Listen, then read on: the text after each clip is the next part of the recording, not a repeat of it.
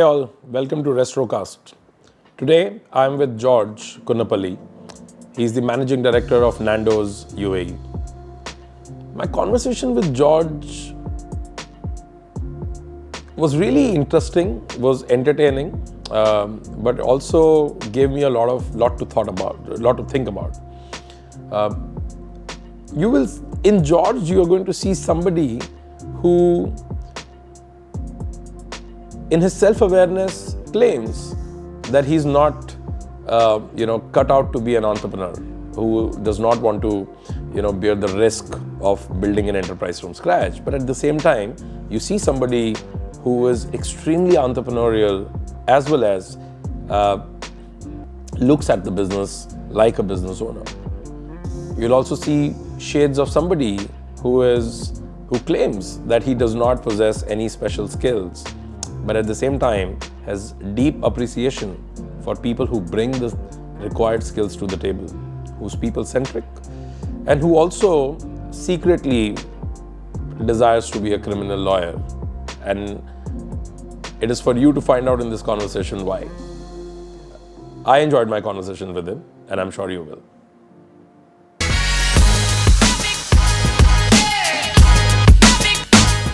So welcome, George. Thank you for doing this. Welcome to Restrocast.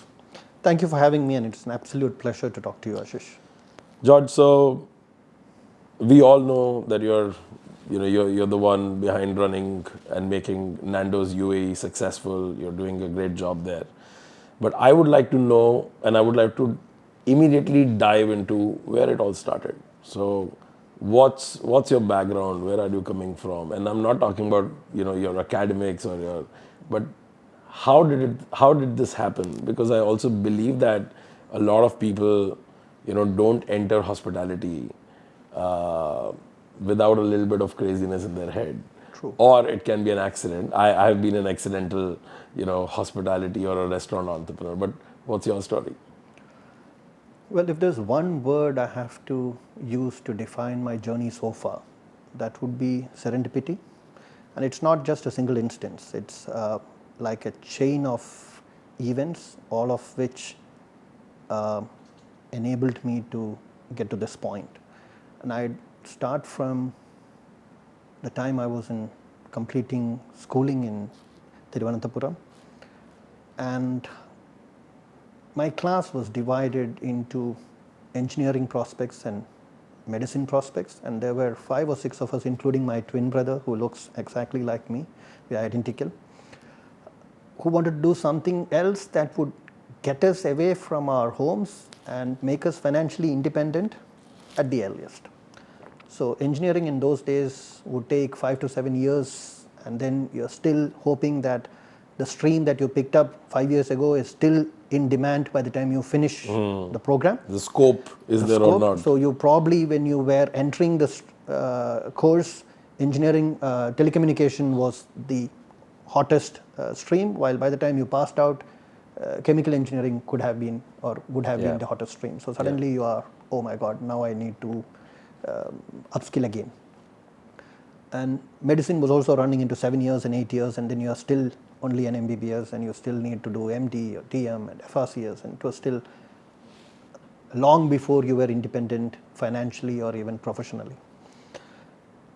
And that's the time when our late father took us on a trip visiting all the major hotels and resorts in Kerala. It was one of his professional assignments. And that gave us a window into the hospitality industry, and we were quite enamored by the discipline, by the glamour and the tastefulness of the hotels, and how everybody was always at their best in terms of service. They were putting in long hours, but they were also happy doing it.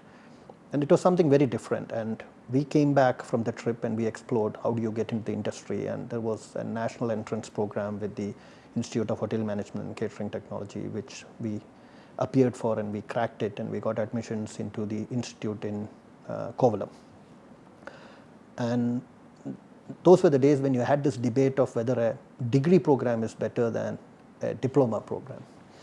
And in those days, with the diploma program, you couldn't directly do your master's. You had to still do a degree program side by side. So then we moved into Christ College, which is now Christ University in Bengaluru. They had a bachelor in hotel management program. So both me and my brother Jose, both of us enrolled, and we completed that program and were hired on campus by Taj. So my first deployment or assignment was at the Fisherman's Cove in Chennai.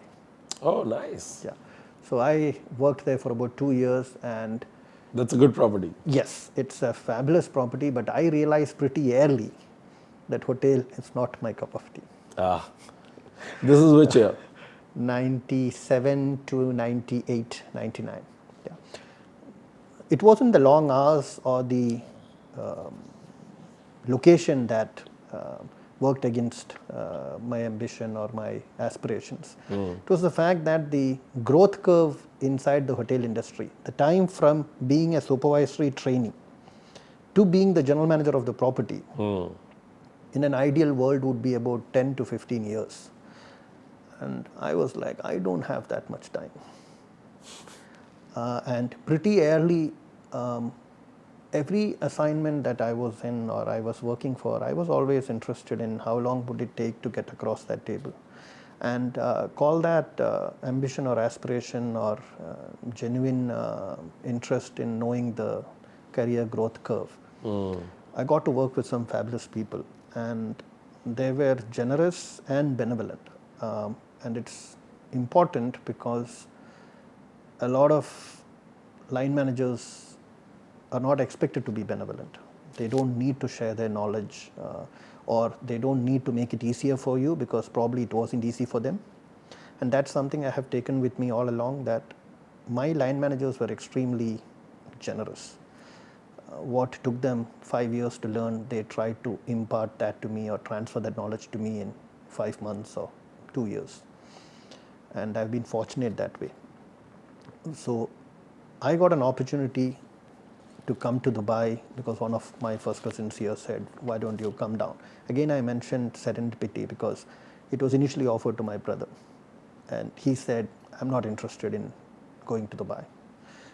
So then it came and he asked me, if Jose is not interested, would you like to come? I said, why not? I knew nothing about Dubai other than the fact that a lot of people are doing well here. And the quality of life is good and it is safe. And that's and this is back in like 2000? 98, 99. 99. Oh, wow. Yeah. So there is history to this aspiration that the Middle East is a better quality of life, it's better money. Because we were born and raised in Tripoli, in Libya in the 70s. My parents were both medical professionals working for the hospital in Tripoli. So once you are exposed to a foreign lifestyle or the quality of life, then even when you come back to India, you're always looking for the next chance to get out. Or at least that's been the case with me. Nothing adds up and you're always comparing, and it's for good or for bad. Yeah. I was so happy to land in Dubai in 99. And in those days, the main newspapers, Khaleej Times and Gulf News, used to have an entire 10, 12, 15 page pull-out called appointments. I'm like, wow, so many jobs. And many of them were restaurant managers and catering managers and restaurant captains. And I was still thinking that I would get a job in a hotel, so I constantly applied to all the Hiltons and the Hyatts and the Intercons. And I have some 23 odd rejection letters. Wow. And all this while... What did you do? So some of them just said, we have it on file, your profile doesn't match. Okay. And some of the interviews went so badly that I was beginning to think, am I ever going to make it? And in those days, my drop-off and pick-up point for my cousins and me was a building called the Align Center in Computer Plaza. And I used to always stand in front of a restaurant called Subway. And I used to think, it's QSR. I'm cut for 5-star deluxe properties. I'm going to join a 5-star deluxe property.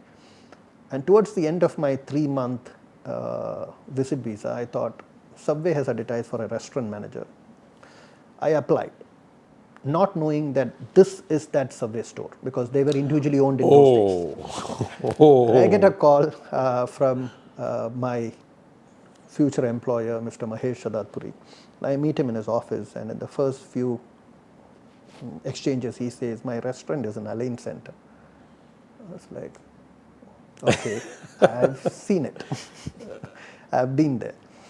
And it was a week within which I landed that job, and that was my first permanent job in the UAE. I started off as So it was meant to be, huh? You were standing there for last 3 months. For like 3 months, I've been in front of that restaurant and not ever considering dropping off my CV in that restaurant. And all along, they were looking to hire a new restaurant manager.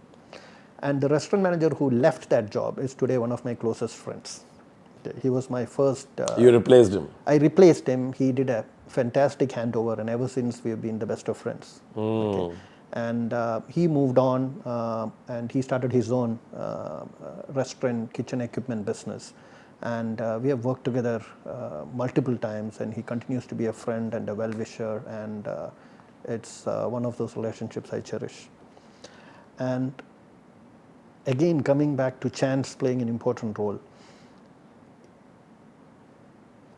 I saw an ad for Bateau Dubai in the newspaper when it was just starting the project here. Bateau Dubai is a joint venture between Sodexo, which is Bateau Parisian, and the Dutco group of hotels, which is the Jebel Ali International Hotels here. So they were building a vessel here. It was a restaurant cruise boat, similar to the ones in Paris or London or New York. And I saw the ad and I said, this is not for me because I don't have fine dining experience. So I did not apply. And this friend of mine picked up the newspaper and came to me and said, "No, you need to apply to this." I said, "It's just a waste of time. Look at the 6, 7, 8 things they have asked, and I don't tick any one of them." You know, what was like? Fine dining experience, several years, and you must have been in not in QSR, and you should have been running a bigger business. It's a 260-seater river cruise with licenses, and I'm running 2 to 3 Subway stores in Dubai, and it's such a small business. So I personally felt it's just not going to work. The surprise is when I got a call from Bateau Dubai's office, and Mr. Patrice Toos, who was the managing partner at that time, called me and said, "Can we meet?" And I thought he must be meeting 50 candidates, and it's just a tick box. So I went and met him, and 3 meetings later, he said, "You don't tick all the boxes, but I still want to take a chance with you." I said, "It's a massive project. You really want to do that?" He said, "I know what I'm hiring because I've done this a lot in my life." Now, he was certainly a very senior person, so I joined, and it was an extremely interesting opportunity. Yeah. It was the first time I was working outside my comfort zone. And the vessel was built here. Most of the stakeholders were French. We had a Moroccan sales and marketing manager. We had HR head from Seychelles. We had projects head and the kitchen head from France. So, and about 20, 25 different nationalities. We hired everybody here. I was managing operations, technical, entertainment, and the kitchen. It was surreal, but it was my first taste of something bigger than a QSR. Way bigger, actually. This Way sounds bigger like than QSR. Yeah, way bigger than QSR, and I never expected it to happen. But that gave me the confidence to actually look at bigger things. And while I was in Subway, or probably while I was in Bateau Dubai, there was a newspaper article about Al Madani Group signing up Charlie's Philly Steaks. And I'm like, this is so close to Subway. So if I am going to reach out to them, I'm going to get this job. And I applied. I actually didn't apply. I found Mr. Madani's email address, who was the chairman and CEO, and I emailed him my resume saying, "I am the man you're looking for." And I was shell-shocked when I didn't get a call back or even an email acknowledgement. So I continued with Bateau Dubai, and then Bateau Dubai changed hands, and I took up an interim consulting role with Mr. Ismail Takriti. And as fate would have it, Samari's local sponsor was also a Madani, but related to the Muhammad al-Madani. Okay. So when Samari was not taking off, I got a call from Mr. Madani's office about 1.5 years after I had applied for the role, saying, can you meet with us? And I said, what happened? You guys haven't taken off, or you hired somebody and that didn't work out? He said, can you please come and meet us? And I was in Ibn Battuta Mall buying a suitcase to relocate to Kuwait for Nathan's. Oh. Yeah. And Nathan's had given me a US visa to go for the franchisee training.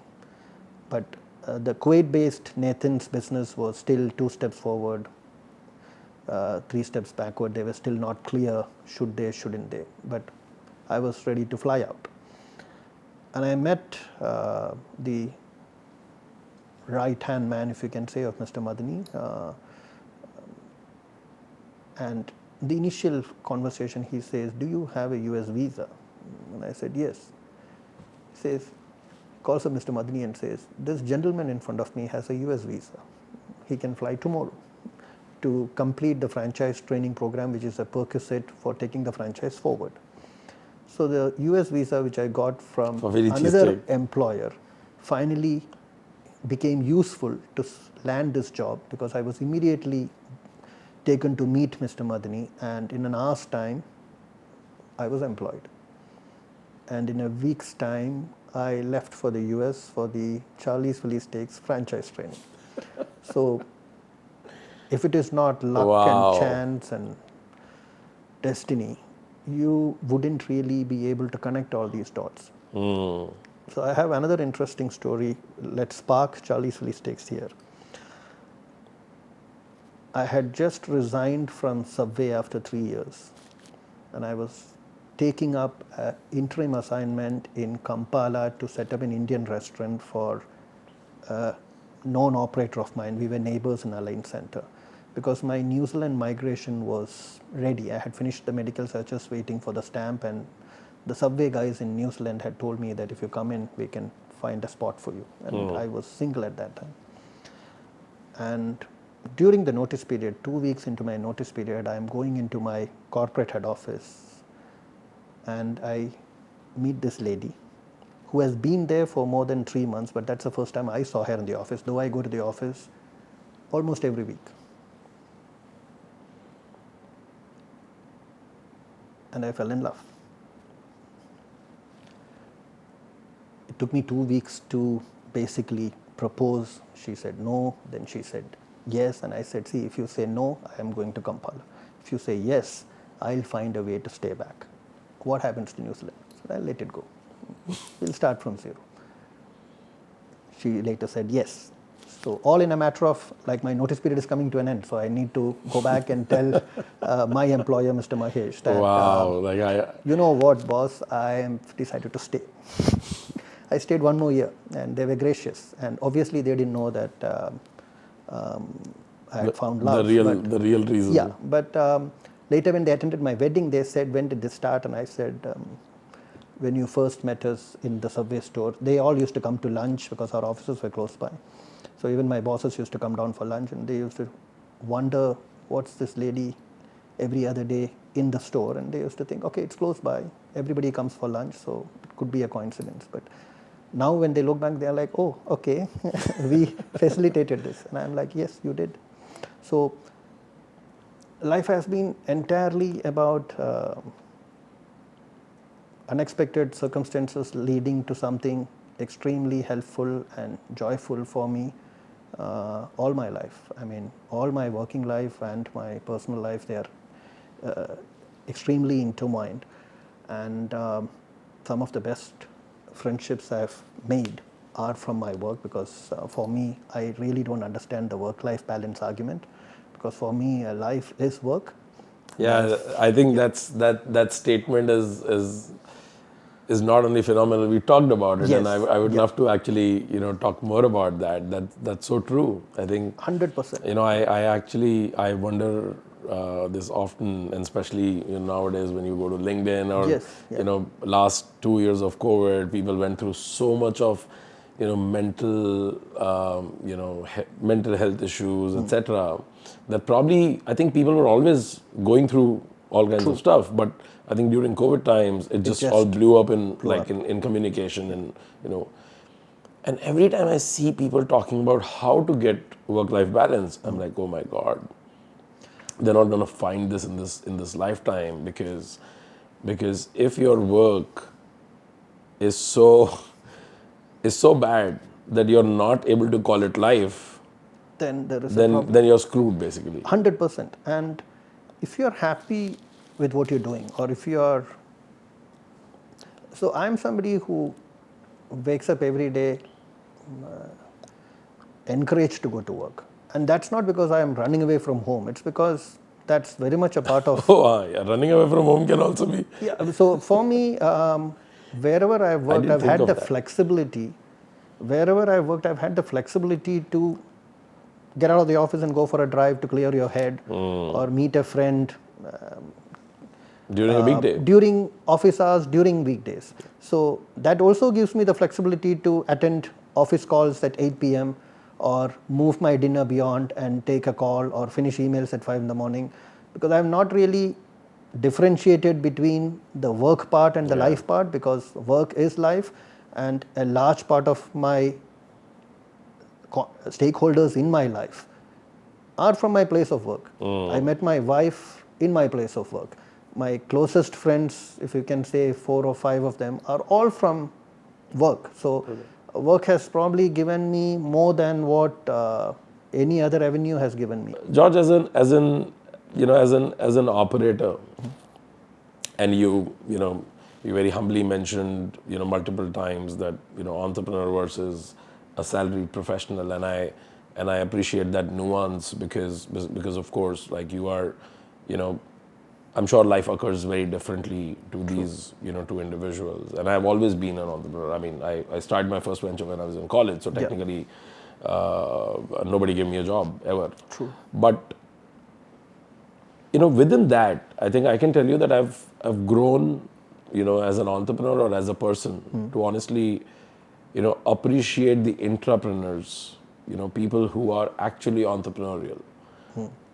To me today, the definition of entrepreneurship is, leaving all the adrenaline and the rush and the glamour around it, aside. I think for me, entrepreneurship today is actually the ownership piece, which is largely the mentality, which is a mindset. And, if you own your piece of work very, very well, doesn't matter how large an outfit you're a part or you're a small part of, right? I mean, you may be a cog in the wheel, but you're an important cog. And your importance is defined by what's your mindset. True. You lead as a leader, and I see that you're really entrepreneurial in your in your attitude, in your mindset. We also discuss, and I would love you to kind of talk about that a little. What is entrepreneurial mindset to you? How do you look at life as a leader, and what parts do you believe, the ownership, what is the best way to show that ownership, like when you work with your teams, or what have you learned in life with these people who were high ownership people? And I'm assuming that you were extremely high ownership in all the roles, and that's exactly why what you have been calling luck and chance, I think was just a... So I've always known that I don't have the ability to do what you do, in the sense, build a business from scratch and build a team and invest your money and take those risks. So I've also had huge respect for entrepreneurs, because many of them are not in it for the money. Obviously, businesses make money, they're profitable, they're scalable, but many of them could have stopped it or not gone that big. But they are in it because they're passionate, and that's the only thing they know. In the sense, they're creators of solutions, creators of product, creators of wealth, and because of them, people like me who are more risk averse, are salaried career professionals, so we have an opportunity. So we are able to support them in scaling up their vision or in achieving their vision. Okay. So I'm always thankful for the fact that all my employers, which were mostly business owners themselves, so I've mostly worked for smaller businesses and I'm reporting to the owner, so you tend to become family over a period of time, and it's always worked to my advantage that while I am not an investing entrepreneur, I have an owner's mindset when it comes to running the business. And when I am building a team, I am looking for the same quality in my function heads and in my extended team. And simple example, I'll give two examples. One is when it comes to decision making. So I have this rule of thumb that whenever I'm making a big decision which has a monetary impact or even a qualitative impact, and the data or the reports or the feasibility studies are not crystal clear, and even if they are crystal clear, there's a lot of money or there's a lot at stake qualitatively, I basically look at it that if this is my business, what would the decision be? Now, I may choose the more expensive contractor or I may go with a qualitative benefit, but I try to disconnect and think, if this entire business was mine, what would my decision be? That gives you a level of clarity which you don't have otherwise. Yeah. And once I've made that decision, I'm clear, my conscience is clear, whichever way that decision goes, that I took this call with an owner's mindset. I didn't take this call as a salaried resource thinking, it's already 6 o'clock, I've got to rush. Or okay, my incentive is going to be my same. Incentive is going to be the same. Or let's give this to the cheapest vendor because that means my incentive will be higher. Yeah, Okay. yeah. I'll look good on the balance sheet at least. Exactly. So I've always worked with that in mind, that whenever it's a difficult call, let's move everything away and think, if this was my money, what would the decision be? And then go all in. I also have a problem with key leadership not having an entrepreneurial mindset, even if they are doing the right things at the right time. A simple example, I keep pulling my team's leg, saying that if you are somebody who has 8 to 10 coffees on a weekday, I would assume you would have the same number on your weekly off, which is also need not be on the weekend, could be on one of the weekdays. If that number is any less, that's not an owner's mindset. We are all super careful about switching off every light bulb and the water heater as soon as we have left the room at home. Yeah. It's not because those pennies are going to pinch us, but it's been inculcated in us from childhood that when you leave the kitchen, switch off the light. When you leave the bedroom, switch off the AC. Yeah.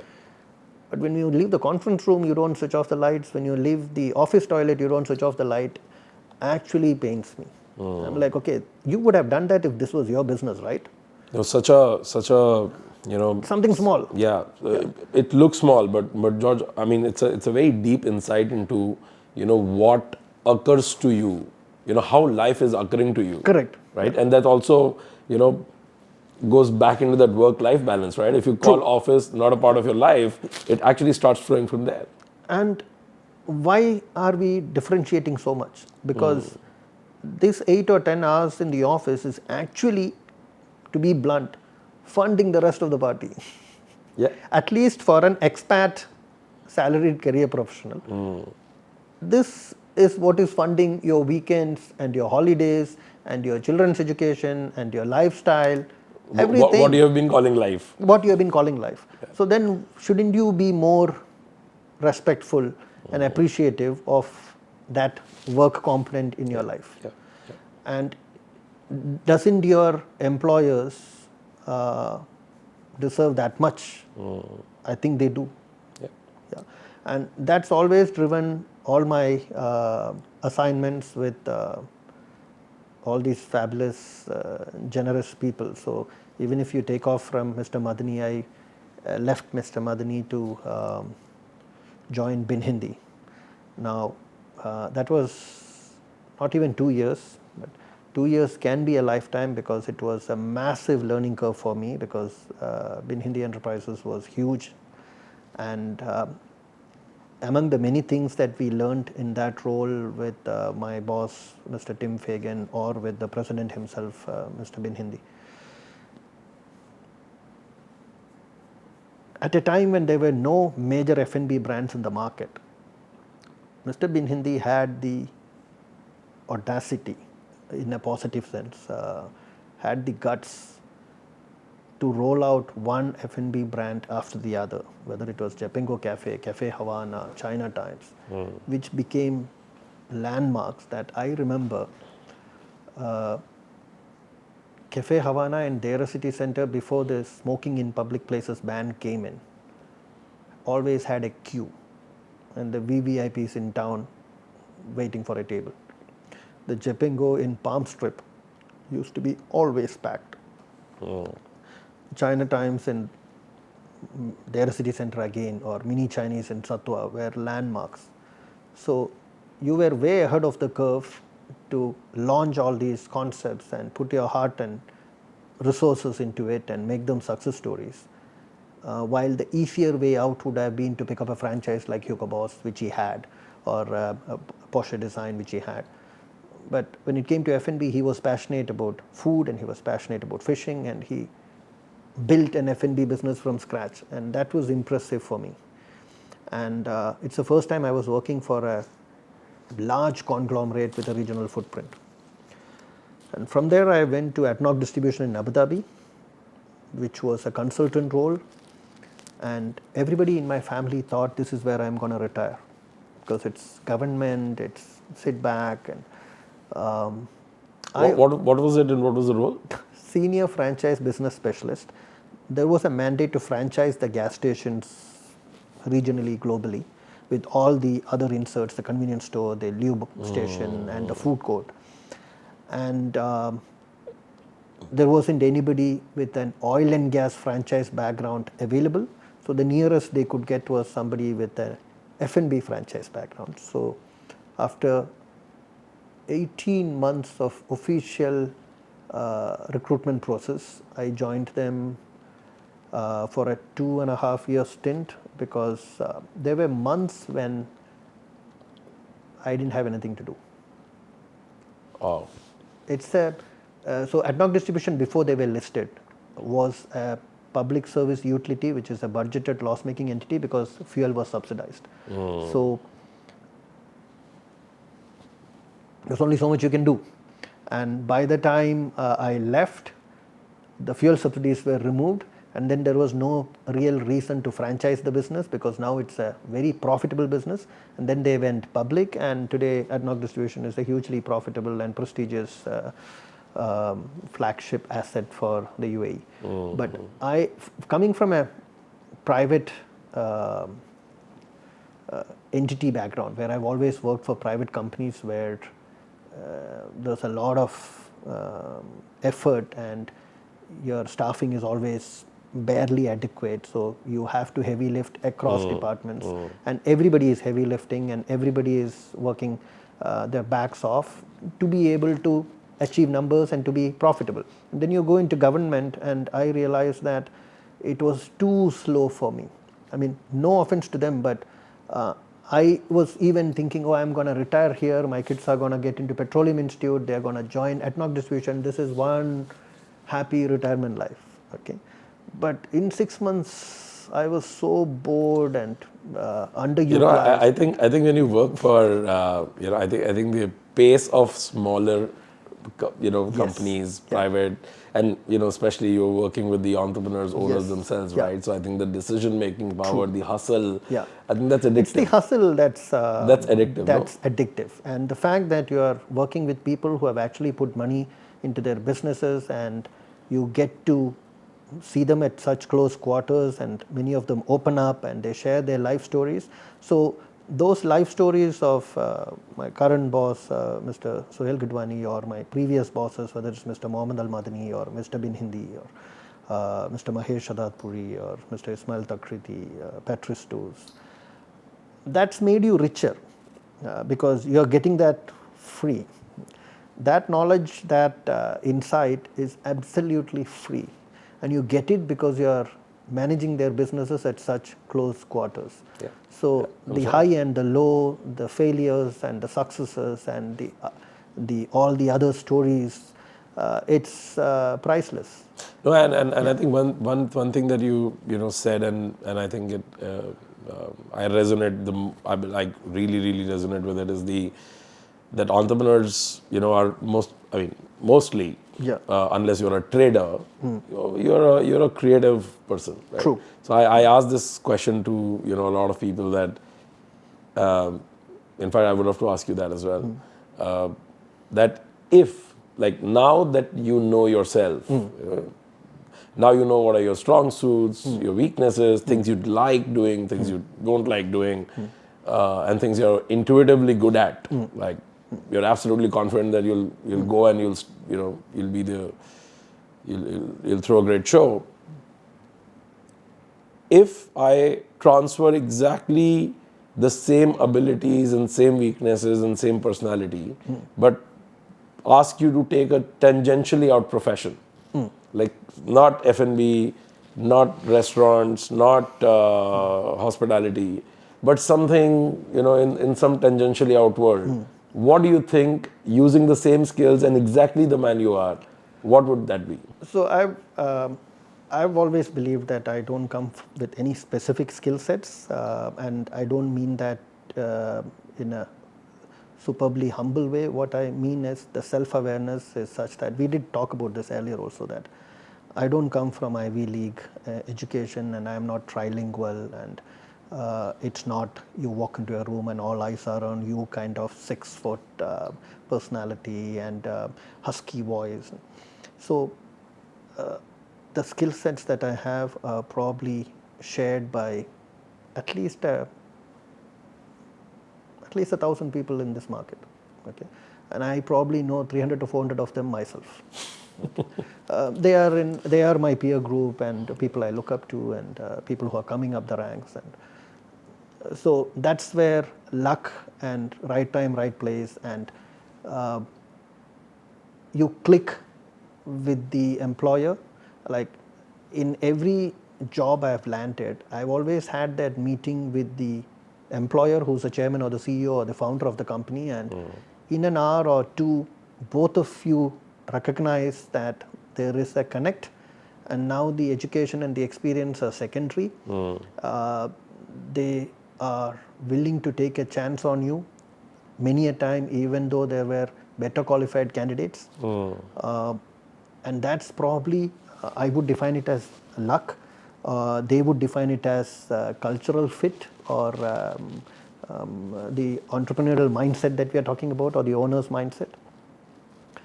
So I remember, so I've always thought, if I didn't get into F&B, what would I really like doing?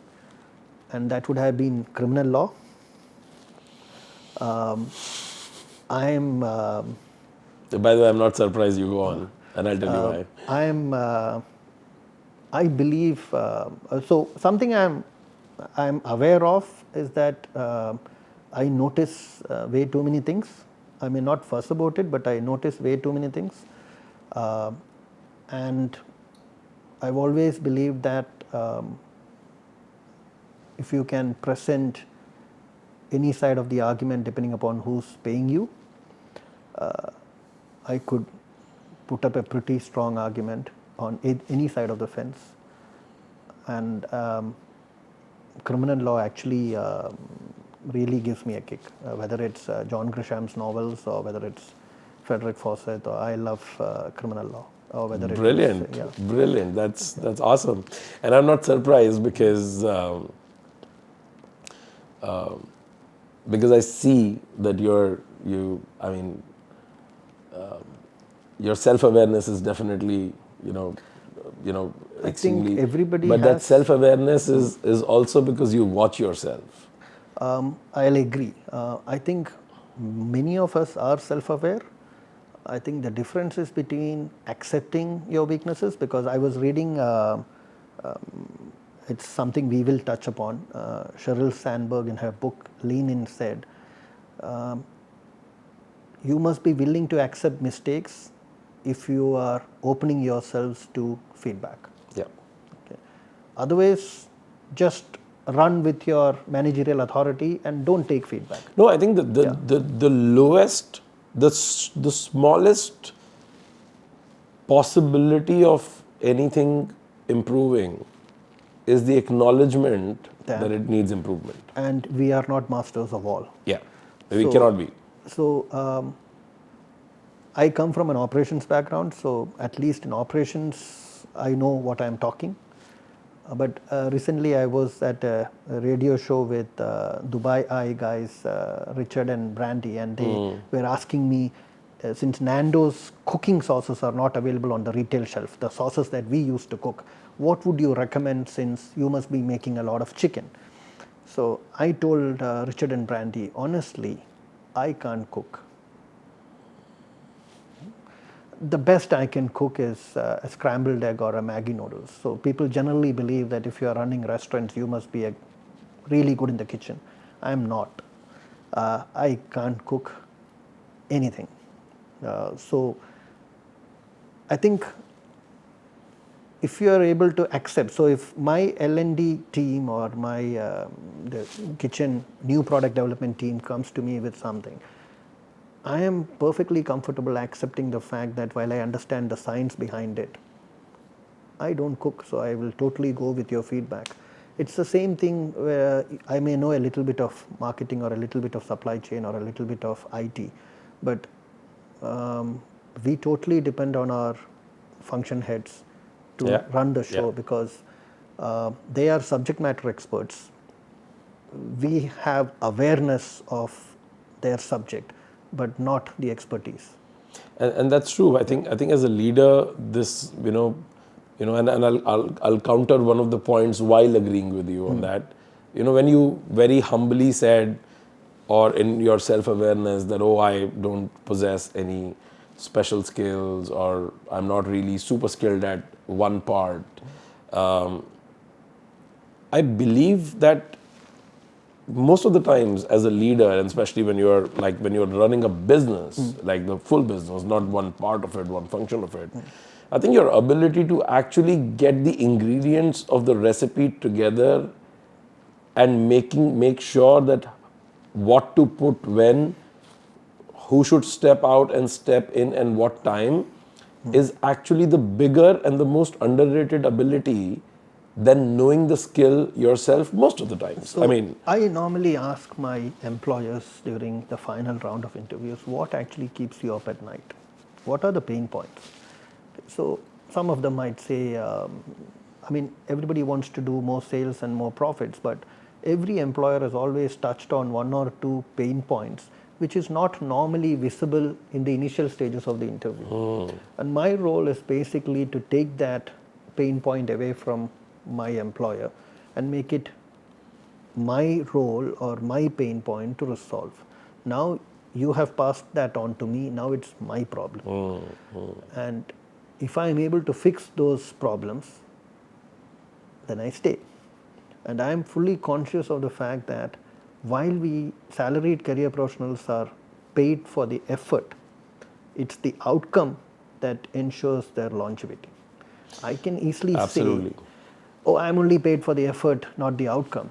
But in fact, that's interesting that you said that, because I think the world is in trouble, or jobs are in trouble, or whoever feels that my career is in trouble, are only the ones who actually get paid for the effort. Correct. People who get paid for the outcome are never in trouble. Worry. Yeah. They never worry, they're never concerned. In fact, they never lose business because they are responsible for the outcome. They took the outcome upon themselves. So I risk-proofed my career, I can say this now. Pretty early in life, somebody I look up to told me that since you don't have any major qualifications or qualities, try to stick to revenue generating roles. Okay. So the message in no uncertain terms was, as long as you're making money for your employer, you will be the last one to be fired. But I would strongly recommend that you don't think about qualitative functions, since you are not God's gift to mankind. So No, I've taken that to my heart, and anybody I've mentored, I've told them that from my life experience, the last person to be fired in a recession is the sales manager or the operations manager in our business. No, I think I say this to almost every entrepreneur. In fact, last few days, this has been the theme. Yeah. The effort versus outcome, where I keep on asking every product guy. I mean, that applies to POSIS as well. That if you are a utility, if you're a, let's say, POS calculator, then you will be paid for utility. Correct. But if you are able to drive at least one outcome, right, then you'll be paid for the value of the outcome, the proportion of that value. And if somebody, while you're selling your product or selling yourself, as the product, if the buyer is not really valuing you, even though you are pitching the outcome, that simply means that either that outcome is not important for the buyer, correct, or their stakes are not high enough for them to care. True. In which case, don't sell to them. Move on. Find somebody who values that outcome, and they're going to give you a percentage of that. You will never have a pricing. So I say this in the context of pricing your product right. Where is the scope? What service has scope? And I was like, you know what? I don't know of any service that doesn't have scope. The only problem is that you are trying to say that I'm gonna give you massage.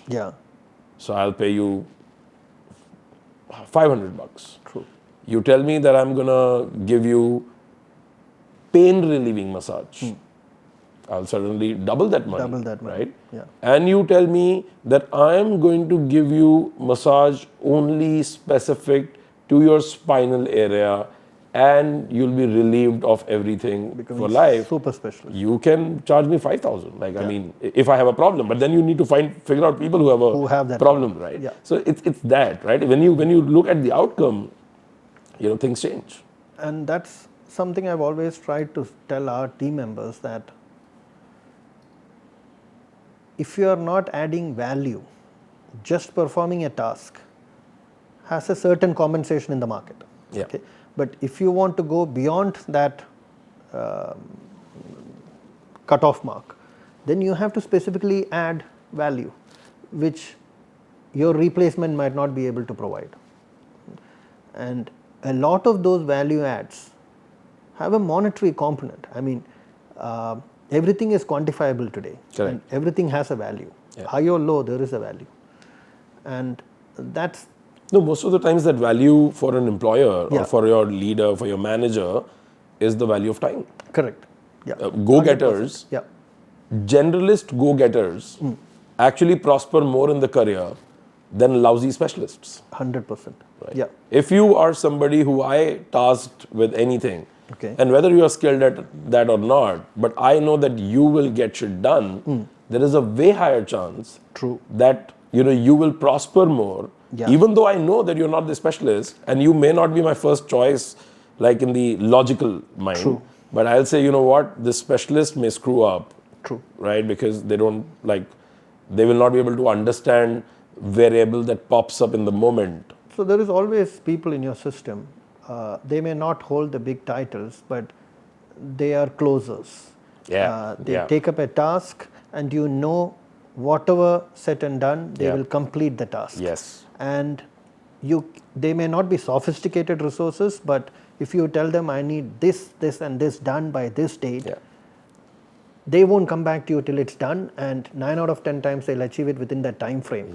They may not be a specialist, they may not have the higher levels in the organizational structure, but they are fixers and closers, and they are as important to the business as your senior leadership or restaurant level leadership, or even the biggest specialist in your system, because for that invention or for that great work to see the light of the day. You need a closer and a fixer at the front. Correct, 100%. If they are not there, and identifying them within your organization when you are joining a new organization is probably a big test of leadership.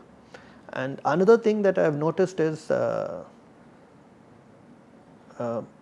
making a difference, leading while transforming, is probably one of the bigger tests of leadership than actually achieving sales targets and bottom lines. Because at least in my career, I've mostly been hired to either scale up a business or to clean up somebody else's mess. So you're normally joining either a startup business or you are joining a business which is going through a phase of it's become stagnant or it's losing money, and then you are brought in to basically see whether it can have another run at profitability by implementing some quick tasks. It's a cleanup or a turnaround task. So I've rarely been hired by a business which is rocking and George, you just have to keep it steady and we are going to pay you well for it. I'm still looking for that kind of a role, but I've never been. You got one. You resigned. I mean, so you had retirement. You had retirement plans with the. Yeah, seriously, I should have just sat there and retired. So I've always enjoyed the fact that you are probably somebody's last option when it's a profitable business, and you're probably their first option when they want to course correct or they are not doing so great and there's nothing more to lose. Let's give this guy a chance. I see trust me, I see the criminal lawyer in you, but I can't just. So many a time after joining, getting a role, I sometimes get that HR file where I see who were the other people considered, and I'm like, there are some really qualified people I look up to in that list. So why exactly didn't you hire them? Because they could have done this job better. And that's when this fit comes in, where you have to click with your ownership or with your line manager. And I fully understand that because I've always looked for that. And that brings me to another point. Equal opportunities for both genders. Okay. So big, not only a big problem. I think the equal opportunities for both genders is also something that bothers me. You know, all the feminist agenda on one side, and I think something really basic, which is economies cannot be built or prosper without equal contribution of both the genders, because you are alienating 50%, or you are basically, there's an attenuation in the ability of contribution for 50% of your population by biological reasons. So for me, so it's obvious I am a committed feminist, but for me, feminism doesn't end with equal opportunities or equal rights. For me, it comes full circle when you acknowledge that women can be equally competent or more competent than men. And the fact, and from experience, I can say in many spheres, they are far more competent than men. I testify. My wife is my co-founder. Yeah. So, and I can tell you that how many times I have screwed up with my logical smart mind. Yeah. And she, with her intuition, is able to get it right. was able to see the bullshit. And I was like, whoa, like, how did you see that? And she said, you didn't listen to me. I said, I didn't listen to you because you didn't have data.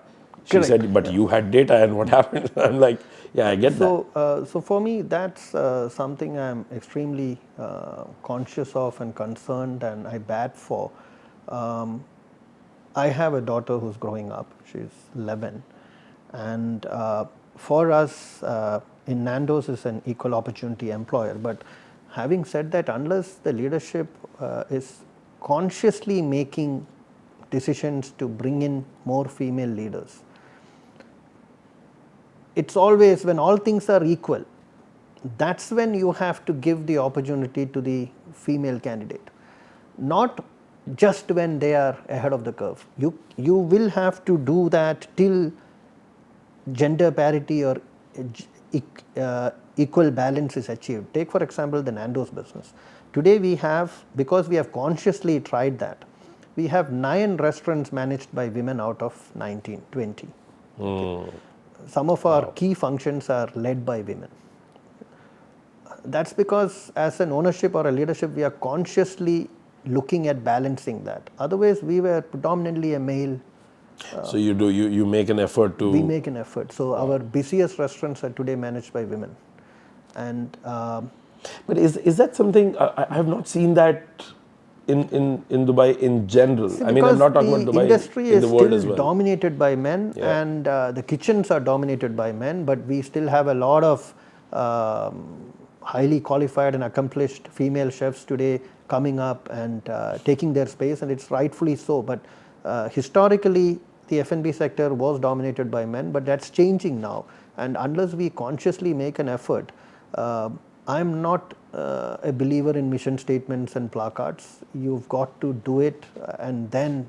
But George, is it difficult? Now that you guys are making a conscious effort, and I mean you've been making that conscious effort. Is it difficult to also find women, while balancing this, who are? I'm not talking about competent. I think I would rather say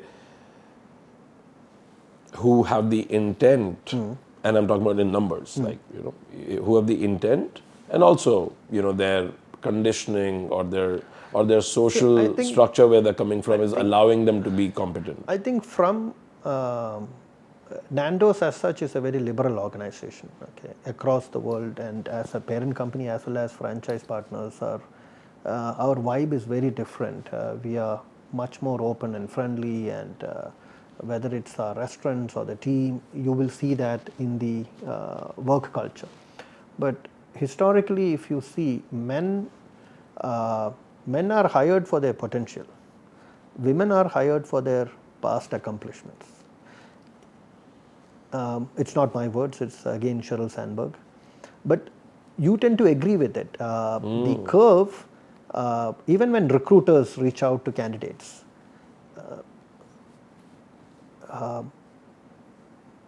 can you see your operations head or your head of people, certain roles in the organization, we gravitate towards, we need a lady.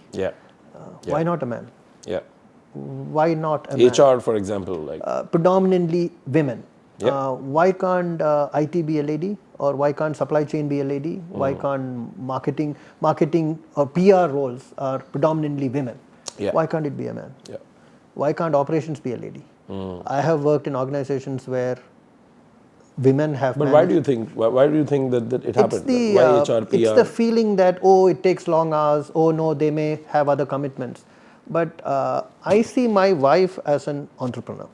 She's a homemaker. She gave up a career in event marketing to be with the kids and run the home. But if I were to look at my home as a startup, when we started building the family, so she is supply chain manager, she is repairs and maintenance manager, she is the PR manager, she manages the home finance. What do I manage? Very little, and I'm managing somebody else's business, so I honestly don't have skin in the game. The investor has skin in the game. So I used to tell my team, your risk is 2 months salary or 3 months salary. His risk is probably his entire life. So in that respect, my wife's risk is far greater if she fails in her assignment, which is the home entrepreneurship with the kids and with the in-laws and her family and friends and the whole 9 yards. The risks are far higher than mine. I can get up and say, it's not working, apply for a few more jobs, swing one, move on. Like yourselves.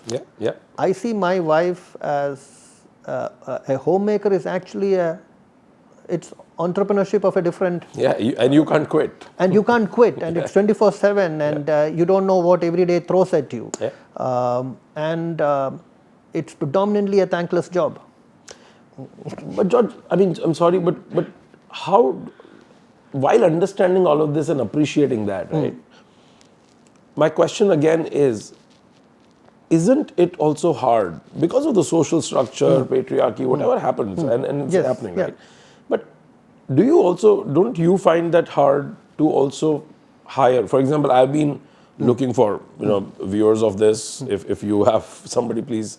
I've been looking for a leader in HR at Posses, Okay. it's a global role. Okay. And I've been looking for a male.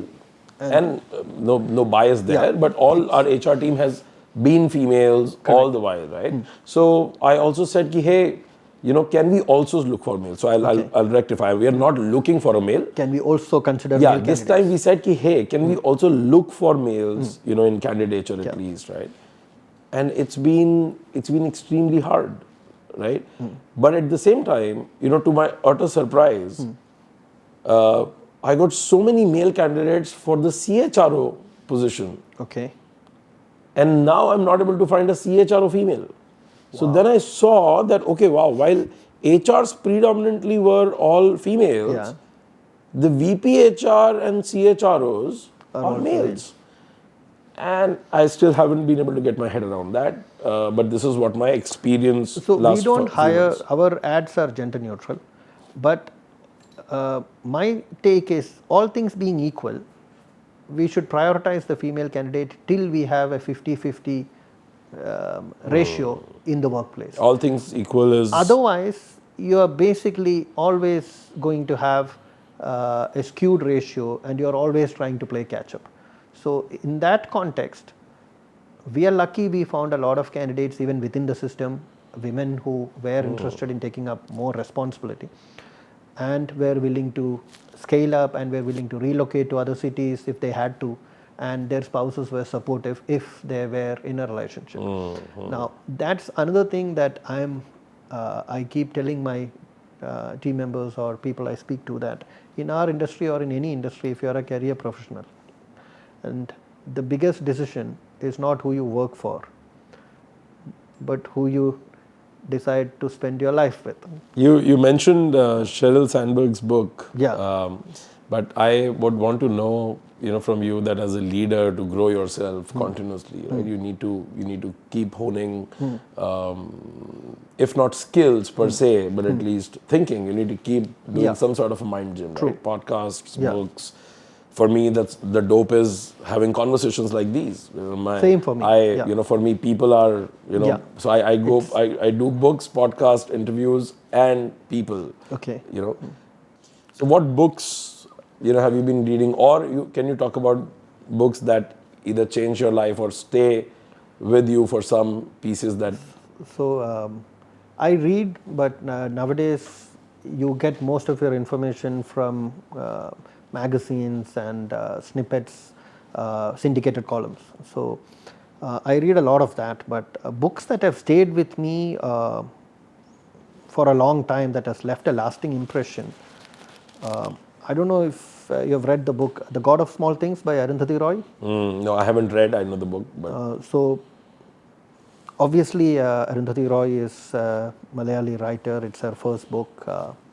The story unfolds in a tiny town in Kottayam, where my father is from. So, and it's about fraternal twins. So it again resonates. Oh, okay. But it's about the political realities in 1960s India, and the book basically talks about the historical roots of these political realities and how human greed and desperation can emerge from a very rigid caste-based society. But the take-home of the book is that small incidents and events can have a lasting impression on your personality, your psyche, or your worldview when you grow up. What happens in your childhood, and you may think it's inconsequential. By 7-8 years of age. And it's a string of incidents. So what I took from that was, I read this long before I had become a parent. Yeah. So I wanted to curate a set of experiences for my children or for my family that would mold their future worldview, and to avoid any of those small untoward incidents which may look immaterial today but could still leave a lasting impression on a 5-year-old or a 6-year-old or a 7-year-old. So I am extremely conscious about the environment my kids are growing up. My wife Neeta was born and raised in Dubai, so she's a Dubai kid. But we are both very conscious about shielding our kids and giving them the right life experiences as they grow up, so they become well-rounded individuals and their worldview is not skewed because of that one particular instance, okay? Which is probably how many of us grew up, because we didn't have that kind of shielding. So our worldview about many subjects is based on what we experienced when we were 5 years old or 10 years old, and nothing much has changed because it's entrenched deep inside your psyche. Nowadays I actually think about this one thing, that one is that, the shielding mechanism, or if parents are not thinking through exactly that way. But I think the another thing is that, when we grew up, as our childhood, the global exposure also was limited. True. I mean, it was limited. It wasn't almost there. Right? Correct. So, and the travel experience was also, very, very shielded, in the sense that you'll, only travel to certain places, either your, relatives, or, for religious purpose, or even if you go to holidays, it'll be a set structure. Set structure. Right? Yeah. I actually wonder at times that nowadays, the kids who are, the Gen Z, people who were born like after 2005, who are today already 17, and that hurts. But they have this access which is super global. Yeah. These are the kids who are not they're not growing up in a country or a city. They're growing up on the world internet. stage. Correct. They're literally growing on the internet, and they know and they see so much. True. I don't know what will that result into. But, Same here. But I believe that a large part of that impact on personality can also come from the fact that one situation or one experience may not actually, push you back, or stay with you enough, because you now have this exposure where you can actually compare notes, and you can say that, oh, okay, this happened today or with me by chance, but this is not the world order. Correct. Because most of the incidents that shaped us up were also like, this is the world order, and then we before created the internet took over and before Netflix took over. I would agree with that, but it is also a parent's fear that while they have access to all this technology, what we discuss and the situations we expose our children to need to be constructive, and they should not be left to interpretations. Correct. So I've never seen my son or daughter open College Times or the newspapers or magazines at home. Yeah. But when we speak, they tend to know a lot of things, which means they are grasping their information from other sources. And it's sometimes surprising to me that what happened yesterday or today morning, which is of a pure news value, they are aware of it by late evening, even though they haven't opened up a spreadsheet. So I agree with you that they are growing up on the world stage and the internet has made things easier. But what I'm trying to do is to shield them from, or to curate a set of experiences which would form a foundation for them. If they start picking up bits and pieces from the internet and try to string them together to create a narrative, I'm like, well, this is the base. You can now probably draw your own graphs, but this is the base. And it's probably coming from a parental fear that Yeah, I'm sure. what can go wrong. Because if you even look at awareness, it's probably funny, but our generation probably knew facts of life when we were 15. I remember Joshua Isabel playing, my kids playing in the living room, and there's a series going on, and suddenly there is a kiss. And they were probably 4 years or 5 years when they would stop playing and look up. They didn't know what was happening, but they knew that was something different. We didn't have that awareness. That awareness didn't come from the parents. That awareness came from what you refer to as the internet generation. Yeah.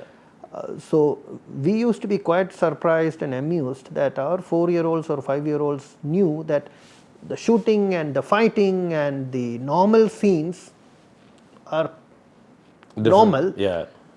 but the kiss is different. And they are barely 5. Yeah, I think the sensory and the sensory overload they're born in, right? Yeah. The amount of screens they are surrounded with, Yes. it's phenomenal, right? And that's what I'm saying. I actually at times wonder that if I had a view into like today's teenagers' mindset. Like apart from just observing them from outside, Yeah. I really want to know what's going on in their funny head, because I'm sure world is not looking like. I mean, I and them have like a very, very different view of how the world is today, Yeah. and where is it going. So George, a lot has been said about the aggregators being the Boon or the Bane. And COVID times accelerated deliveries, accelerated aggregators business. It was I mean, restaurant owners on one side were grateful for the fact that they exist and the logistics businesses, delivery, etc. exist. And on the other side, these guys have bitten into the bottom line. Like negative impact on bottom line is not even like a serious one. I feel today, we are talking about this August of 2022. Looks like the world has settled. We're past COVID, all of the. What's your take on aggregators today, in August of 22, what do you feel about this? So my take on aggregators have always been consistent. They are an essential part of the ecosystem. We can't blame the aggregator because the customer wants to use the aggregator. Yeah. Very strong brands are today on the aggregators because they are not able to generate that traffic on their own platforms. We thought multiple times to develop our own mobile app, only to realize that while it is a good thing to have, the bulk of the orders, thanks to the UAE lifestyle, is going to be on the Talabads and the Deliveroo's and the Zomatos and the Noons. That's not only UAE, by the way, across the world. I have not seen any country where any brand succeeded in getting major orders through their own channel. And when operators complain about the aggregator commissions, I have one question to ask. Do you know what does it cost to deliver through your own channel using your own driver? Most operators don't have a clear number. We have. So we are on aggregators because, one, it is almost the same cost or slightly cheaper to be on an aggregator. It takes away the headache from us because they are the experts. They take care of the logistics, they generate the order. The UAE population loves to be on aggregators. So it works for everybody. But again, even though aggregators are private equity backed and probably not all of them are profit driven, they are transaction driven, big data has a different valuation game and all that. None of them are profitable, and I don't think they will be in near future. In the near future, and they are comfortable with that. Okay. So if your transaction value is very low and your transaction count is also very low, you will have to pay top dollar to the aggregator. Now, is it cheaper for you to deliver yourselves? Then why don't you deliver yourselves? If it is not, then either work on your average transaction value or on the number of orders, because the number one metric is average transaction value. So if you look at Nando's, we don't do the kind of numbers that many QSR brands do in terms of transaction count, but our ATV is significantly high, which means any aggregator makes money on delivering a Nando's order. So we get attractive rates. Now, on a 100 dirham order of Nando's, if you are charging 20%, that's 20 dirhams. Now, if your ATV is only 30 dirhams, even at 40%, what are you making? Yeah. He's still losing money. Yeah. So that is the argument why aggregators are charging different rates to different operators. Either the order volume should make sense or the ATV should make sense.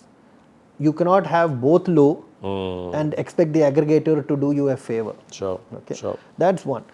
The only area where I am not comfortable with the aggregators is around the world, the agreements with aggregators allow you to price the menu lower on your website or your mobile app. Only in the UAE and probably in the region, the aggregator agreements prevent us from doing that.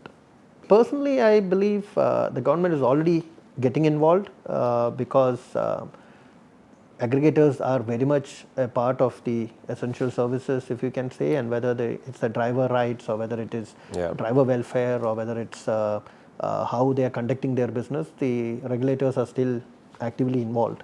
And whether it's from the handling of food or whether it's from the managing of the drivers or the business relationship as such. And these are big players and they are critical to the ecosystem. But I had a good laugh because I was talking to one of the aggregators and I said, in the middle of COVID or as we are all coming out of COVID, if you guys pick up a perceived to be super expensive brand ambassador, the feeling that normal operators have is, oh, they have so much money to pay this sportsman. Why can't they reduce my commissions? Or if you are taking up so much of outdoor advertising space in the middle of COVID or as we come out of COVID and we are all crying for reduced fees while you are going on a advertising spend spree, the general feeling is we are not in this together. So you probably need to look at that from a PR perspective and say the timing or it was tone deaf to an extent, but I am personally a supporter of the aggregator. I am not so much a supporter of aggregators running their own kitchens. Yeah. But there's a major conflict of interest. I personally think that is a significant conflict of interest. Yeah. Because you have access to our data, you have access to our and also you're a digital audience. Marketplace where I mean more than the data, I think one of the biggest conflict which I feel although they are for us they are partners, right? And this is just my opinion. Yes, on exactly. the industry, Same. It's my opinion. Is that they're not only having your data. The bigger and the most significant aspect is that they have the ability to show the listings. They are the digital marketplace. Yeah. Right? So their algo decides an average customer is going to see what. Exactly. Right? So when you own my data, you can do something but it will take an effort. Correct. But when you own discovery and you also own the kitchen. True. And you also have the data, now that's a lethal gun. That's like too much power. So I believe that aggregators running their own kitchens is a conflict of interest. And it's scary because we don't even have access to our data on these aggregators, but they do. The buying patterns, the customer information, the fast moving items, which time of the day, I mean, they have full visibility. And when brands tell us that 60% of their business is on aggregators, that's very scary. Like Nando's is still very much a dine-in business. For us, delivery is still a small percentage of our business. It's a good percentage of the business, but still not a significant part of our business. But for brands where delivery is a significant part of their business and it is on aggregators, that's scary. No, that's fair. George, would you like to, give some signing off words to people who are watching this, and people who are watching, this are, people from the industry, aspiring restaurateurs, existing restaurateurs, operations people, legends in making, your peers. What is one message as a leader in the restaurant space and the way the world is going, and the world of the food is actually becoming better and better. There's a net growth in the food, True. Commerce in the world in general. Any words, to them? So I'd like to bring us back to the Nando's family, where I look at the Nando's family and then I look at our entire industry and say, we are a family. We are in this because we are passionate about this business, and we are passionate about our families and our stakeholders and our customers. And we are also keen on learning from each other and impacting the communities where we operate. Okay. And while we may not be perfect in everything that we do, if we join hands, we can fill in the landscape of our collective dreams. And it's that process which I am happy to be a part of. And what I'd like to encourage all my co-operators in this market, at least in the UAE market, is we have a UAE restaurant group which has taken shape and which is led by a group of professionals who are until today running it pro bono. We need more members. The strength of any restaurant association is in the numbers. Yeah. So we can only be representative if we have a significant part of the industry participating actively. And that's yet to happen. And I would strongly urge fellow operators, big and small, to pitch in with ideas, with support, with memberships, with collaborations, so that we are truly representative.